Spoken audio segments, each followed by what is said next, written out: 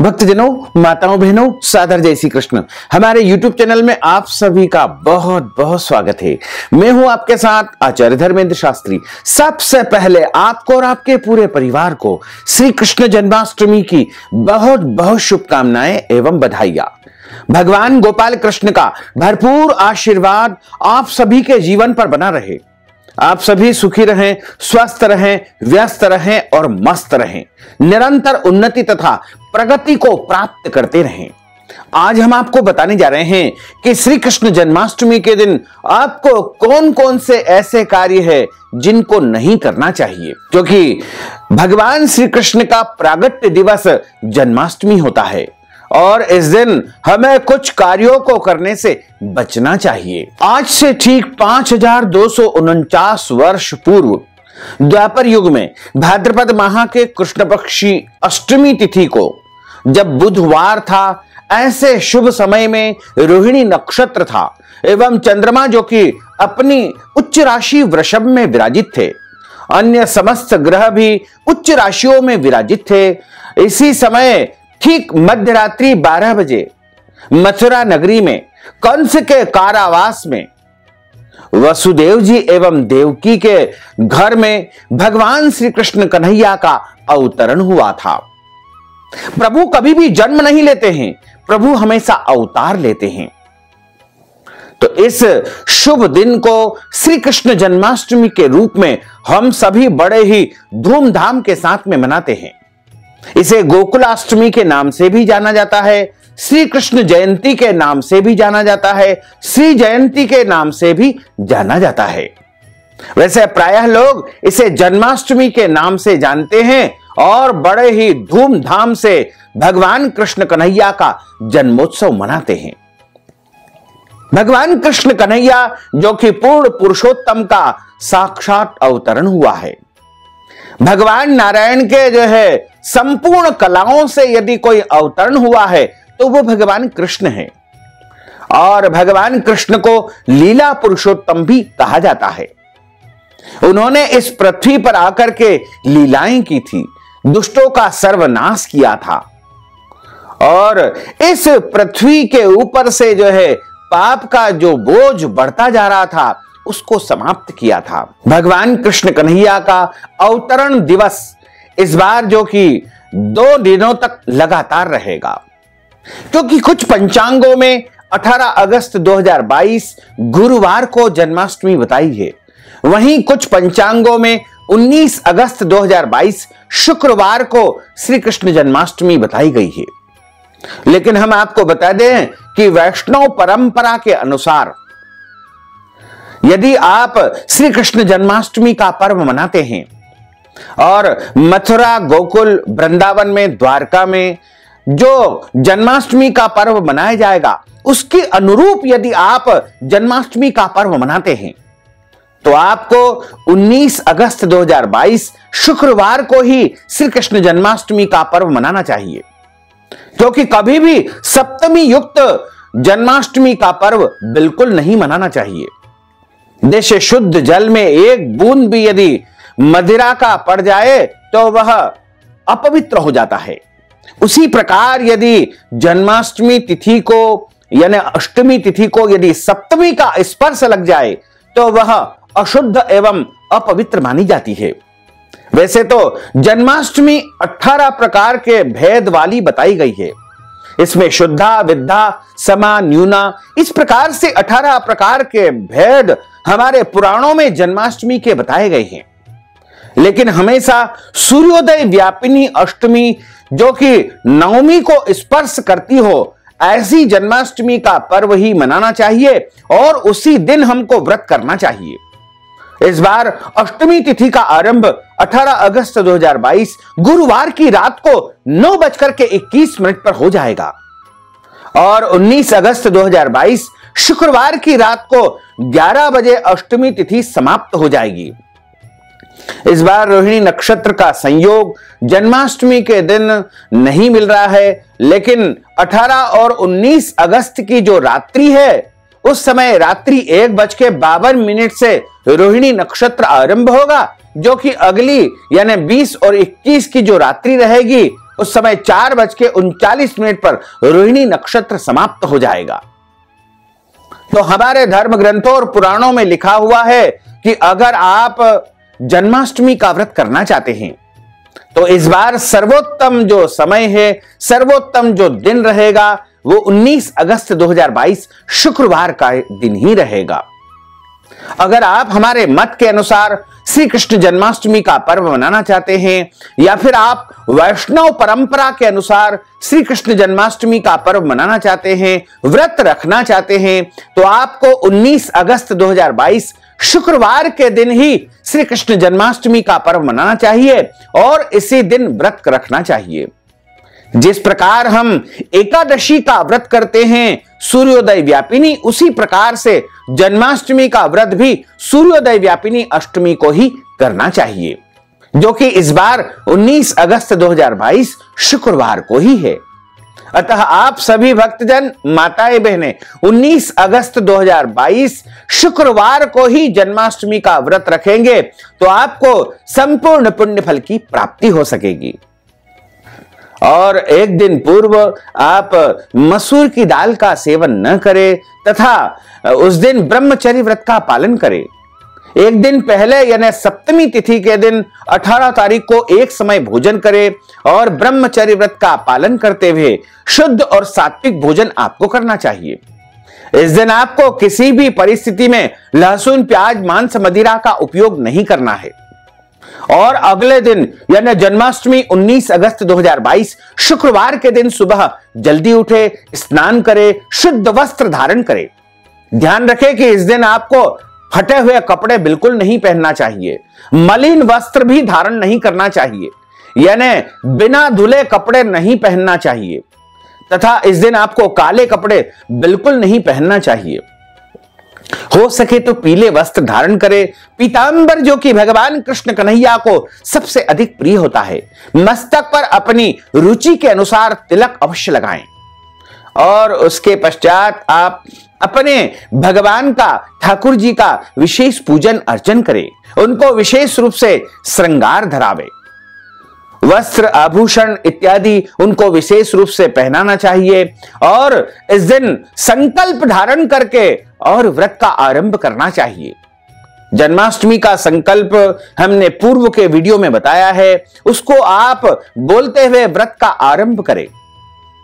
जन्माष्टमी के दिन व्रत में अन्न का सेवन बिल्कुल नहीं करना चाहिए तथा जिस प्रकार हम एकादशी के दिन चावल का परित्याग करते हैं, उसी प्रकार हमको जन्माष्टमी के दिन भी चावल बिल्कुल नहीं खाना चाहिए और हमारे घर में चावल बनाना भी नहीं चाहिए तथा इस दिन लहसुन, प्याज, मांस, मदिरा का उपयोग बिल्कुल नहीं करना चाहिए। मसूर की दाल का भी उपयोग जन्माष्टमी के दिन बिल्कुल नहीं करना चाहिए तथा जन्माष्टमी के दिन शुद्ध और सात्विक फलाहार ही आपको करना चाहिए। इस दिन दूध या दूध से बनी मिठाइयां एवं फल का उपयोग फलाहार के रूप में आप कर सकते हैं। इसके अलावा अन्य जो भी शुद्ध और सात्विक फलाहार होता है उनका भी उपयोग आप इस दिन कर सकते हैं।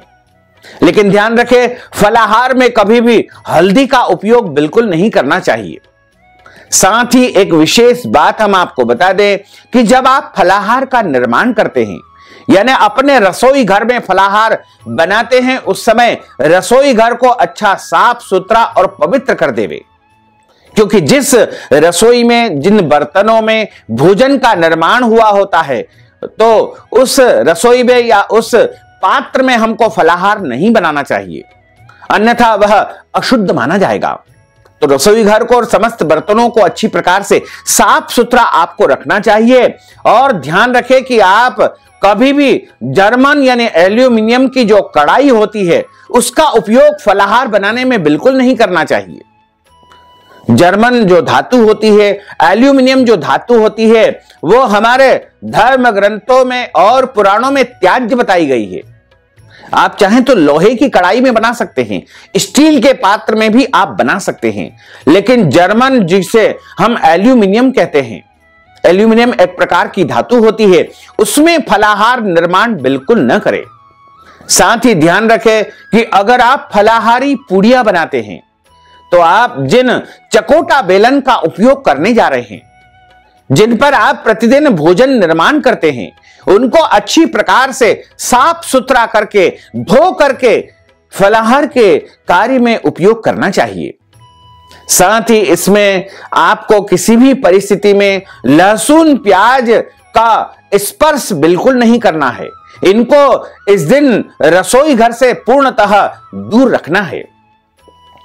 और आप इस दिन जो है क्रोध बिल्कुल न करें और बिना स्नान किए फलाहार का निर्माण न करें। ब्रह्मचर्य व्रत का पालन करें। भूमि पर शयन करना चाहिए तथा जन्माष्टमी के दिन दाढ़ी कटिंग शेविंग आपको नहीं करवाना चाहिए। शरीर के अंग के कोई भी बाल काटना अथवा कटवाना वर्जित माना जाता है तथा अपने मन में किसी भी प्रकार से बुरे विचार आपको नहीं आना चाहिए। और तुलसी जी के पत्ते हालांकि इस दिन नहीं तोड़े जाते हैं, इसलिए एक दिन पहले ही आपको तोड़ करके रख लेना चाहिए। और समस्त पूजन सामग्री में तथा भोग में बिना तुलसी के जो है पूजा अधूरी मानी जाती है। अगर आप किसी कारणवश नहीं तोड़ पाए हैं तो आप तुलसी जी से आज्ञा लेकर के हाथ जोड़ करके प्रार्थना करके तुलसी जी के पत्ते तोड़ सकते हैं। और अगर हवा में नीचे गिर गए हैं तो उनको भी उठा करके आप उपयोग कर सकते हैं। बार बार तुलसी जी का पत्ता उपयोग कर सकते हैं क्योंकि तुलसी जी का पत्ता कभी भी बासी नहीं होता है। सूखा तुलसी जी का पत्ता भी आप कई बार उपयोग कर सकते हैं।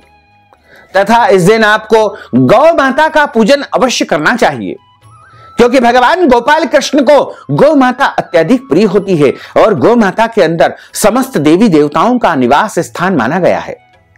तो गौ माता का इस दिन अनादर अथवा अपमान बिल्कुल नहीं करना है, उनकी सेवा करना है। गौ माता को इस दिन आप भोजन करवा सकते हैं, लेकिन ध्यान रखें गौ माता को किसी भी परिस्थिति में जन्माष्टमी के दिन आपको झूठी वस्तु नहीं खिलाना चाहिए। और वैसे तो प्रत्येक दिन आपको जो है शुद्ध और पवित्र वस्तु ही गौ माता को खिलाना चाहिए। अधिकतर लोग प्लास्टिक की पन्नियों में रख करके गौ माता को भोजन करवा देते हैं या खिला पिला देते हैं, लेकिन आप ध्यान रखें कि गौ माता को जो पन्नियां यदि आप देंगे तो वो भोजन के साथ पन्नियां भी खा लेगी और पन्नियां बहुत नुकसान करती है। इसलिए आप पन्नी हटा करके ही गौ माता को अपने हाथ से भोजन करवाए या शुद्ध स्थान पर उनके लिए भोजन स्थापित कर दे। पत्तों की पत्तल पर भी आप गौ माता को भोजन सामग्री रख करके खिला सकते हैं। गौ माता साक्षात जो है भगवान का स्वरूप मानी जाती है। और इस दिन आपको अपने घर के बड़े बुजुर्ग माता पिता सास ससुर या अन्य वरिष्ठ जनों का अपमान अथवा अनादर बिल्कुल नहीं करना चाहिए। जन्माष्टमी के दिन साधु संतों की, ब्राह्मणों की, देवी देवताओं की, शास्त्रों की बुराई या निंदा आपको नहीं करना चाहिए।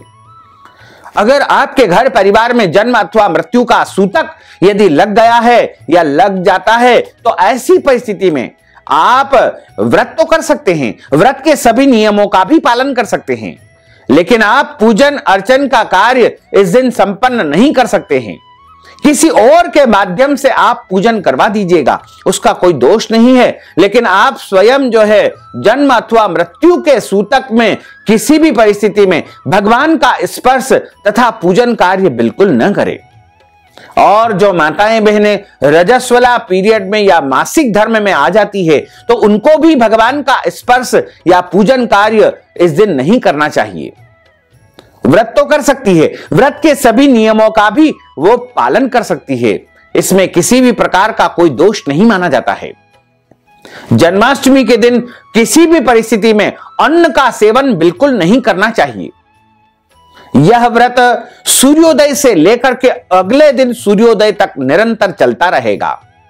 इसमें आप फलाहार कर सकते हैं, चाय कॉफी दूध पी सकते हैं, दूध से बनी अन्य वस्तुओं का सेवन भी आप कर सकते हैं। अगर आपके शरीर में कोई व्याधि है, कोई बीमारी है, अगर आपको बिना खाए पिए कोई दवाई यदि लेना होती है यानी कुछ न कुछ आपको नाश्ता करके दवाई लेनी होती है तो ऐसी परिस्थिति में आप फलाहार करके और दवाई ले सकते हैं। दवाई लेने का व्रत में किसी भी प्रकार का कोई दोष नहीं माना जाता है।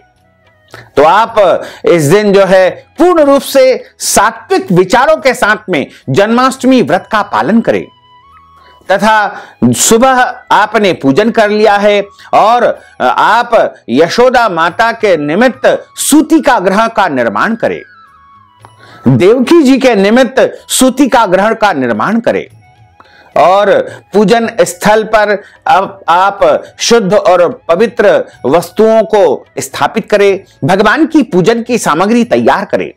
एक पूजन की थाली जिसमें रोली, चावल, चंदन, केसर, अक्षत, कुमकुम और तुलसी पत्र, पुष्पमाला, धूप, दीप, माखन मिश्री का भोग तथा धनिया पीस करके उसकी पंजीरी बना करके उसको तैयार करें।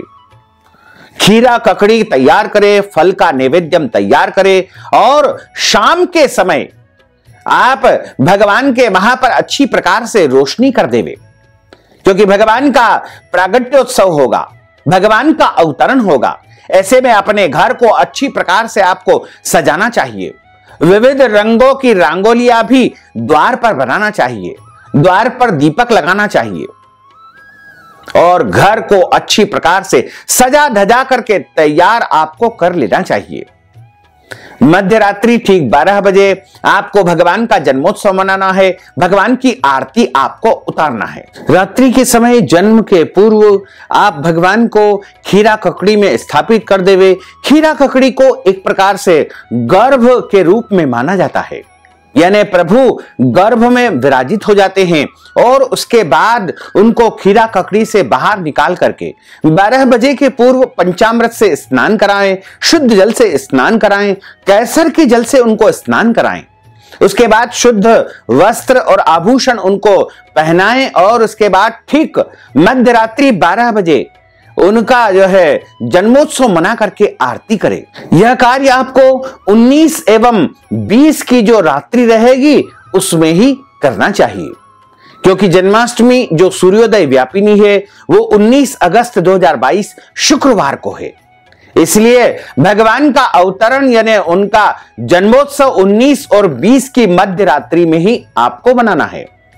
और उसके बाद जब जन्म हो जाए तो भगवान को भोग लगाएं, माखन मिश्री का भोग लगाएं, धनिया पंजीरी का भोग लगाएं तथा उनको आप पंचामृत का भोग लगाएं, अनेक प्रकार के मेवा मिष्ठान्न का उनको भोग लगाएं और उसके बाद आरती उतारें और परिवार के साथ में जो है प्रसाद वितरण करें।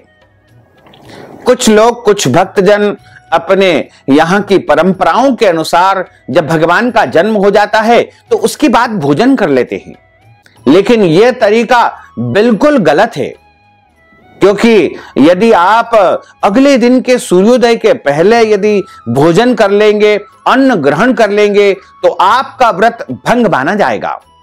क्योंकि शास्त्रों के नियम के अनुसार जिस दिन जन्माष्टमी का व्रत किया जाता है उसके अगले दिन सुबह ही आपको व्रत का पारणा करना चाहिए। इस बार श्री कृष्ण जन्माष्टमी का व्रत जो कि 19 अगस्त 2022 शुक्रवार को रखा जाएगा तथा इस व्रत का पारणा यानी व्रत खोलने का जो समय रहेगा वो 20 अगस्त 2022 शनिवार को सुबह 5:52 से लेकर के 9:52 के बीच में आपको व्रत का पारणा करना है यानी व्रत खोलना है। इस प्रकार इस विधि से यदि आप व्रत करेंगे, पूजन करेंगे तो निश्चित तौर से भगवान गोपाल कृष्ण का भरपूर आशीर्वाद आपको प्राप्त हो सकेगा। तो भक्तजनों, माताओं, बहनों, अगर आप जन्माष्टमी के निमित्त हमारे माध्यम से कोई पूजन अर्चन करवाना चाहते हैं और इसी तरह अगर आप जन्माष्टमी के निमित्त कोई अनुष्ठान संपादित करवाना चाहते हैं तो आप हमें पेटीएम के माध्यम से, गूगल पे के माध्यम से, फोन पे के माध्यम से या अकाउंट नंबर के माध्यम से नगद राशि पहुंचा करके श्री कृष्ण जन्माष्टमी का संपूर्ण पुण्य फल प्राप्त कर सकते हैं। साथ ही आपसे अनुरोध है कि इस ज्ञानवर्धक वीडियो को अधिक से अधिक लोगों को शेयर करिएगा, लाइक करिएगा, कमेंट करिएगा और यदि अभी तक आपने सब्सक्राइब नहीं किया है तो अभी और इसी समय सब्सक्राइब अवश्य कर लीजिए, ताकि इसी प्रकार की ज्ञानवर्धक वीडियो आपको सबसे पहले प्राप्त हो सकेगी। आपको और आपके पूरे परिवार को सादर जय श्री कृष्ण, सादर धन्यवाद।